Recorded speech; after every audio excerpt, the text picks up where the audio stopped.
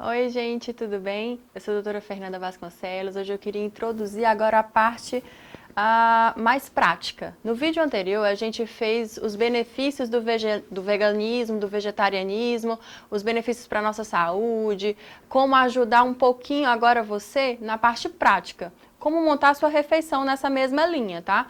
Então, partindo então para essa parte prática de uma composição mais aproximada do ideal, é sempre variar o máximo possível cada grupo alimentar, de forma a obter esses nutrientes diariamente. Então, olha só, se a gente for dividir o prato, seja qual for a refeição, metade dele, ou seja, 50%, legumes e verduras. Então, abobrinha, chuchu, berinjela, cogumelos, couve, rúcula, agrião, brócolis, alface, algas. Na outra metade, a gente pode dividir em dois. Então, um quarto do prato, ou seja, 25%, pode ser cereais, batatas. Então, nesse grupo vai ter o arroz, o trigo, o milho, a aveia, quinoa, amaranto e seus derivados, como pães, massas, macarrão, tá?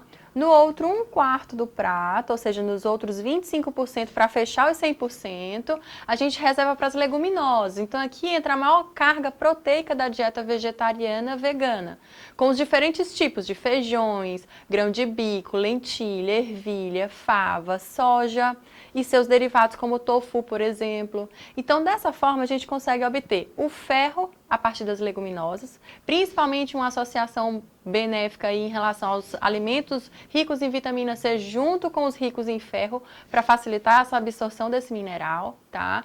A proteína a gente consegue obter através dos cereais, das leguminosas, das sementes, inclusive a simples mistura da típica alimentação do brasileiro com arroz e o feijão tem uma composição de todos os aminoácidos essenciais que o nosso corpo precisa, de maneira complementar e perfeita, tá? Se o paciente consumir ovos, leites, derivados também, como no caso dos ovo-lacto-vegetarianos, é possível agregar ainda mais, atendendo muitas vezes e até ultrapassando toda a necessidade proteica diária recomendada. Tá bom? As sementes, como a chia, também o gergelim, a linhaça, a abóbora, amendoim, oleaginosas, como as castanhas, amêndoas, nozes, pistache, também agregam de forma muito positiva a oferta de proteína e gordura saudável também, como o ômega 3, por exemplo. Ele também vai poder ser obtido através dos óleos vegetais, então hortaliças também, como verduras verdes escuras, salsinha, espinafre, brócolis, couve, hortelã, agrião, tá? Já o cálcio, para quem tirar o leite e derivados, ele pode ser obtido através dos leites vegetais. E cereais também, como aveia, pães, coentro também, manjericão, salsa, em alternativa aos leites e derivados, tá? Algumas observações importantes precisam ser feitas. A ingesta de cálcio, por exemplo, ela pode atrapalhar a absorção do ferro. Portanto, a partir de 40 mg de cálcio numa mesma refeição, é interessante ingerir aí alimentos ricos em ferro em outro momento, tá? Em outra refeição. Já os fitatos, a gente precisa falar deles. Eles estão presentes em algumas leguminosas, integrais, eles vão dificultar a absorção de alguns nutrientes, como ferro, cálcio, zinco, tá? Portanto, a recomendação é deixar os feijões, as sementes, os cereais de molho por cerca aí de 8, 12 horas antes de cozer esses alimentos, no intuito de reduzir o composto fitato, tá? Alimentos muito ricos em oxalato também podem reduzir a absorção de cálcio. Então, escolha alimentos como a selga, cacau, folhas de beterraba e espinafre distantes dos alimentos ricos em cálcio, para a gente diminuir essa dificuldade de absorção de um com o outro, tá?